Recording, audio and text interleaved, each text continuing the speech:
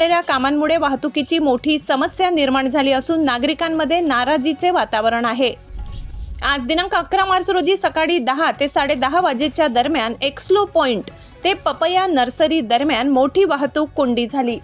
रस्त्याच्या कामामुळे तसेच मोठमोठ्या कंटेनर वाहनांच्या वर्दळीमुळे वाहतूक पूर्णपणे विस्कळीत झाली होती। याशिवाय या परिसरात वारंवार पाईपलाईन फुटण्याच्या घटनाही घडत असल्याने रस्त्याची परिस्थिती अधिकच बिकट होत आहे।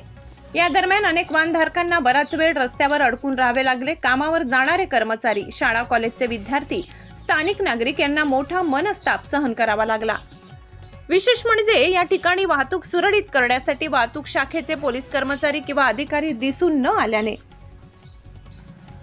नागरिकांमध्ये नाराजी व्यक्त केली जात आहे। वाहतूक कोंडीची समस्या दिवसेंदिवस गंभीर होत असल्याने प्रशासनाने तातडीने उपाययोजना कराव्यात, तसेच या ठिकाणी वाहतूक नियंत्रणासाठी पोलीस बंदोबस्त ठेवावा अशी मागणी वाहनधारक व स्थानिक नागरिकांकडून करण्यात येत आहे। ही वाहतूक कोंडी सोडविण्यासाठी सामाजिक कार्यकर्ते शुभम पगार व समाधान घुमरे यांनी परिश्रम घेतले। महाराष्ट्र क्रांती न्यूज साठी वृत्त संकलन विभाग, सातपूर। पडलिंग रोड या ठिकाणी सकाळी 10 वाजल्यापासून तर आत्तापर्यंत वाहतूक कोंडी चालू झालेली आहे। सकाळी 1.5 ते 2 किलोमीटरपर्यंत या रांगा चालू आहे। तरी वाहतूक प्रशासनाने इथे ठिकठिकाणी त्यांचे संपर्क कार्य करावा, सुरक्षा रक्षक वगैरे त्यांनी इथे नेमून द्यावे।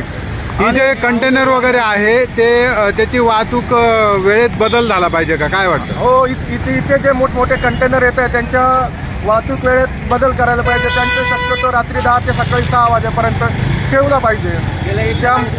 त्यामुळे इथे जास्त ट्रॅफिक निर्माण होते। आता तुम्हीच बघा पाठीमागे किती ट्रॅफिक चालू आहे। आणि अशाच नवनवीन बातम्या पाहण्यासाठी आमच्या महाराष्ट्र क्रांती न्यूज या YouTube चॅनलला लाईक करा, सबस्क्राईब करा आणि बेल आयकॉनला प्रेस करा।